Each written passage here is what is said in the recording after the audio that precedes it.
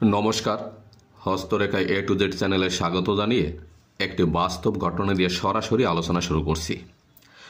কিছুদিন পূর্বে আমার অতি পরিচিত এক বন্ধু হাত দেখালে আমি বললাম তুই সাবধান হয়ে যা, কিছুদিনের মধ্যে তোর বড় ধরনের বিপদের সম্ভাবনা আছে, যার কারণে চরমভাবে মানসিক শান্তি তো হবেই, এর সাথে অর্থদণ্ড হতে পারে।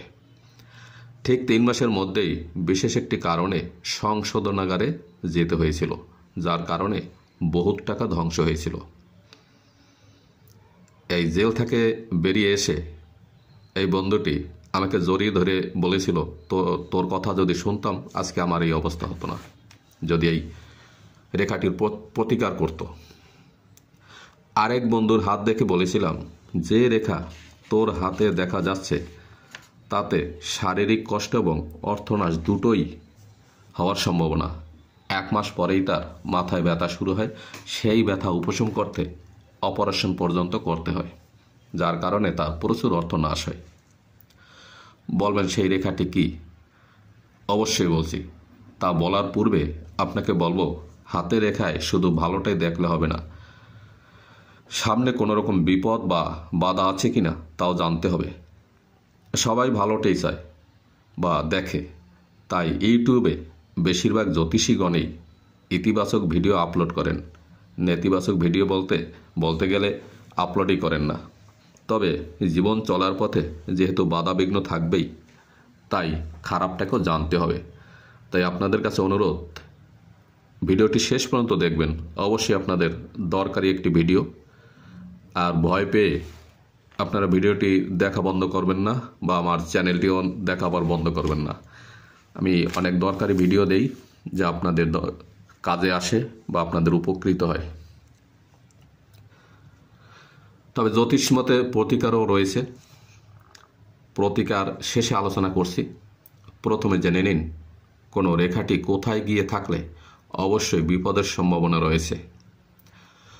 হৃদয় রেখাটি এইভাবে শনির ক্ষেত্রে নিচে এসে 2টি ভাগে ভাগ হয়ে এবং নিচের ভাগটি বা শাখা রেখাটি যদি শিরোরেখা এবং আয়ুরেখাকে ভেদ করে রাহুর ক্ষেত্রে অর্থাৎ দ্বিতীয় মঙ্গল ক্ষেত্রে প্রবেশ করে, তাহলে ধরে নেবেন ওই হাতের মানুষটির কোনো না কোনো বিপদ আগত অথবা তার বিপদ ইতিমধ্যে হয়ে গিয়েছে, যার কারণে অর্থর ক্ষতি হবে বা হয়েছে, এটা আমার প্রমাণিত।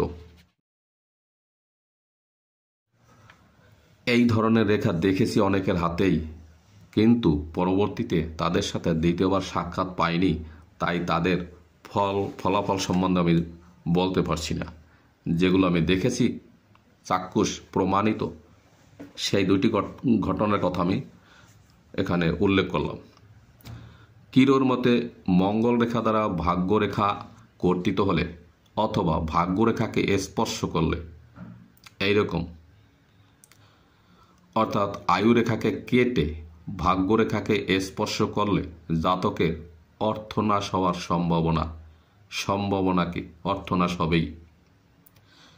আবার এই মঙ্গল রেখা যদি আয়ুরেখাকে ভাগ্যরেখা এবং শিরোরেখাকে কেটে যায়, তাহলে জাতকের সংসার জীবন সুখময় হয় না, কোনো ধরনের শোক পাওয়ার সম্ভাবনাও থাকে।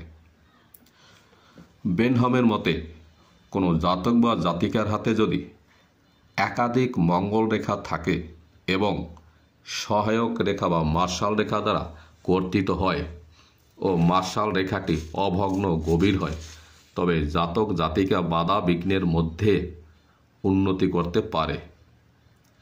আবার একাধিক মঙ্গল রেখার মধ্যে কোনো একটি রেখা চন্দ্র ক্ষেত্রের দিকে গিয়ে থাকলে তাহলে বিদেশ ভ্রমণে বহু বিপদের সম্ভাবনা থাকে, এদের জল থেকেও সাবধান থাকা দরকার।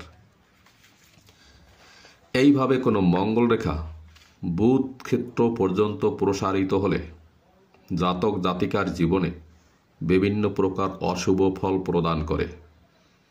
বেনহামের থিওরি অনুযায়ী, অর্থাৎ আয়ুরেখাটিকে 112 বছর ধরে নিয়ে কোনো ঘটনা কোন বয়সে ঘটবে তা নির্ধারণ করা সম্ভব। এখানে বৃহস্পতির নিচ থেকে আয়ুরেখার উৎপত্তি স্থান থেকে মণিবন্ধ পর্যন্ত 112 বছর ধরলে মাঝামাঝি স্থানে 56 বছর এবং তার মাঝামাঝি 28 বছর এবং 84 বছর। এইভাবে হিসাব করে দেখবেন আয়ুরেখাটির কোন স্থান থেকে রাহু রেখাটি বুধের ক্ষেত্রে প্রসারিত হয়েছে। ছবিতে যেখানে দেখানো হলো এখানে মোটামুটি 28 বছর বয়সে এই রেখাটি রয়েছে। আবার মঙ্গল রেখা থেকে কোনো শাখা রেখা উঠে ঊর্ধ্বগামী হলে শুভ ফল পাওয়া যায়। এই ধরনের জাতক জাতিকাগণ উচ্চাকাঙ্ক্ষী হয়ে থাকে। এরা নানান ধরনের বাধাবিঘ্নের মধ্যেও জেদের বলে উন্নতি করে থাকে। মঙ্গল রেখা দ্বারা আয়ুরেখায় চতুষ্কোণ সৃষ্টি হলে খুবই ভালো, অনেক বিপদ থেকে রক্ষা করা যায়। এই রেখা বাধাবিঘ্ন সৃষ্টিকারী এবং দুঃখ কষ্ট দাতা, অকল্যাণকার।